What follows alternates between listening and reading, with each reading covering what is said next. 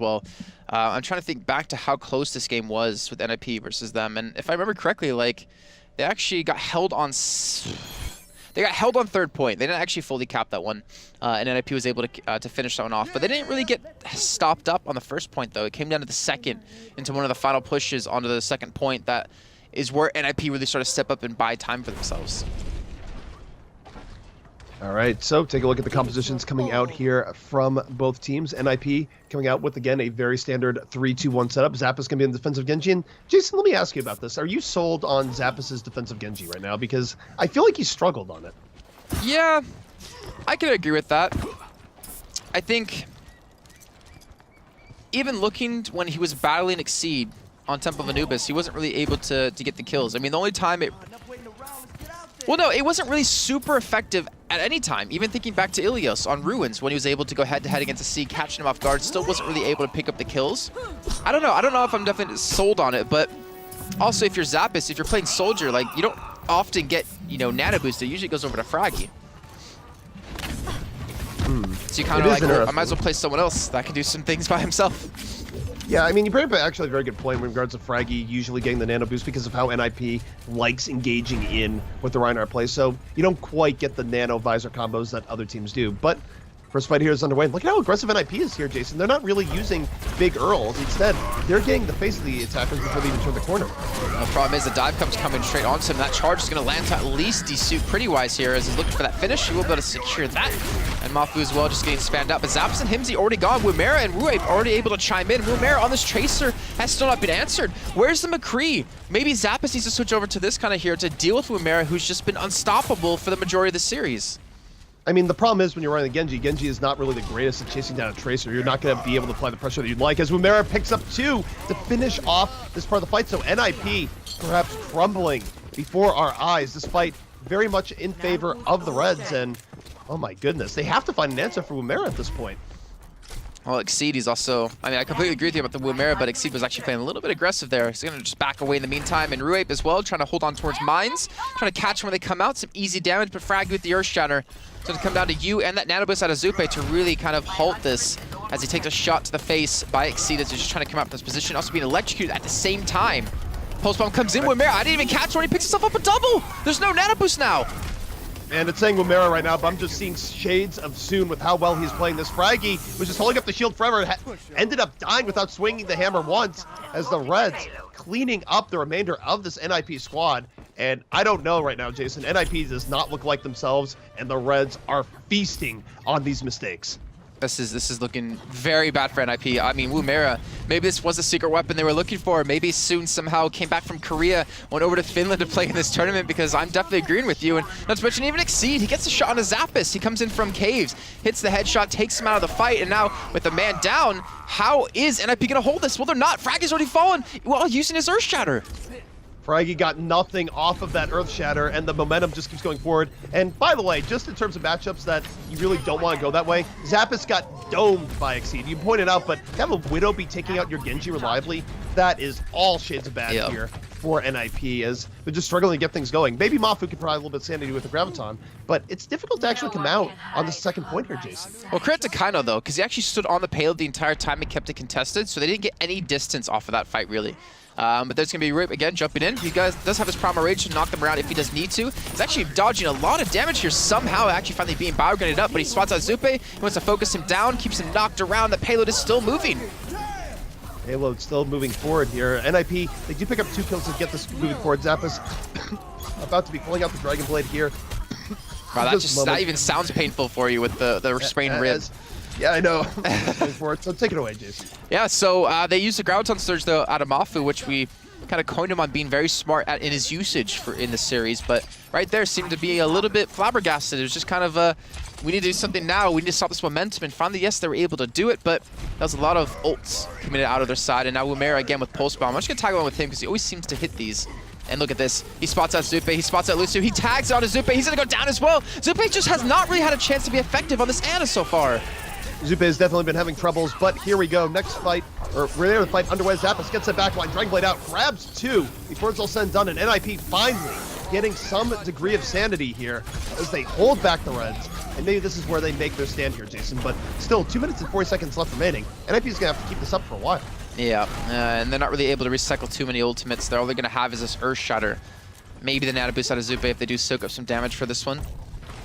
But then again, on the side of the Helsinki Res, they switch off the D.Va from Prettywise over to the Zarya to maybe combo with Wumer a little bit more, though with how this game's been going, you would say he doesn't necessarily need the help sticking all these pulse bombs.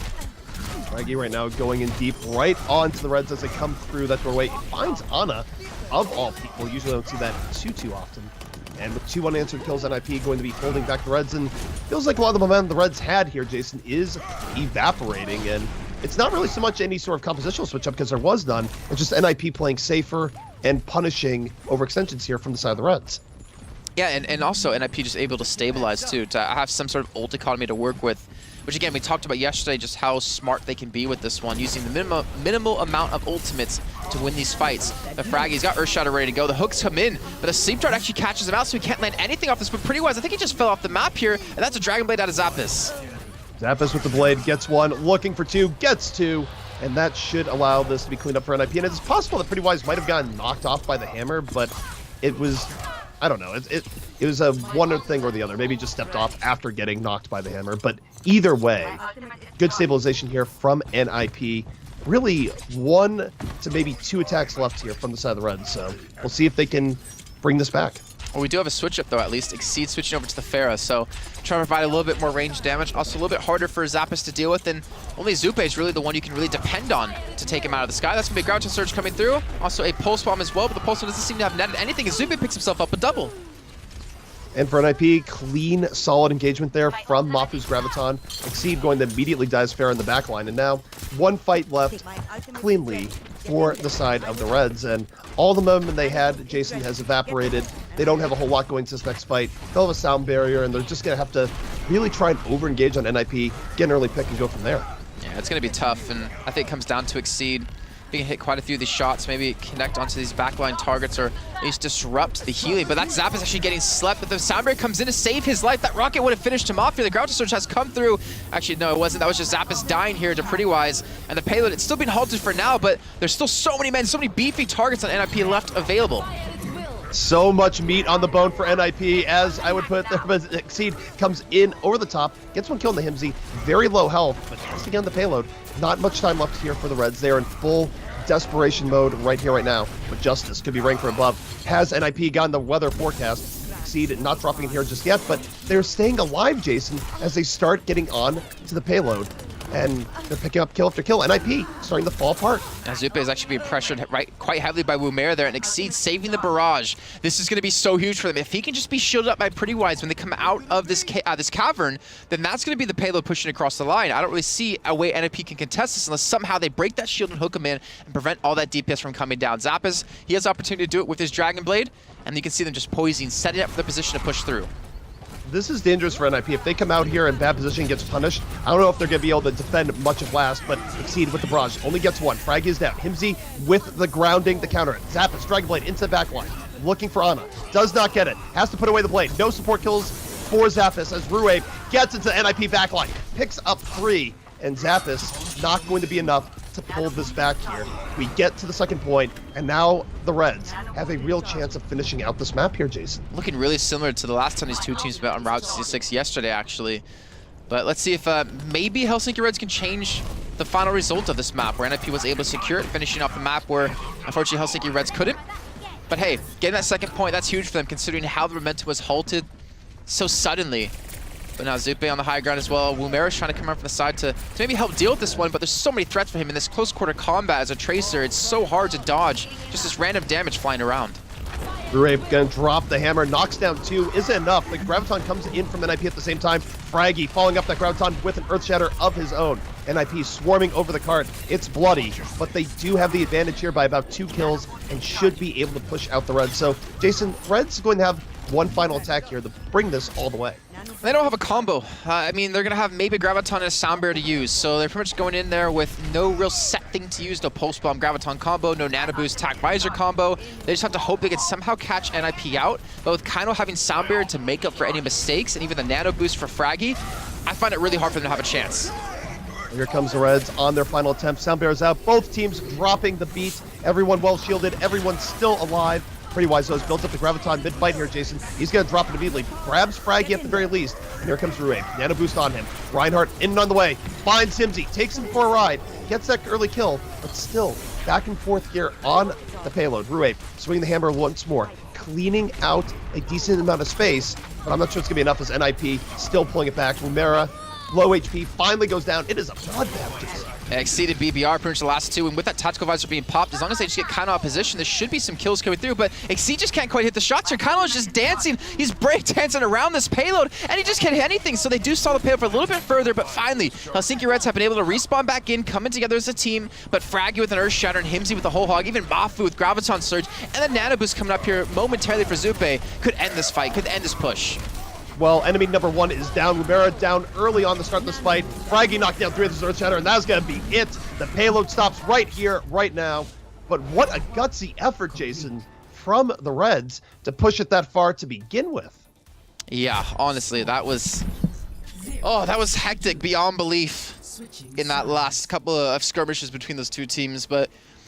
NiP, I think they knew, we didn't need to commit any ultimates necessarily into that second to last fight, just save him up, and Fraggy with the Earth Shot at the end was able to easily close it out. Even Mafu getting his Graviton Surge up in the last few seconds of time, but now the pressure's still on.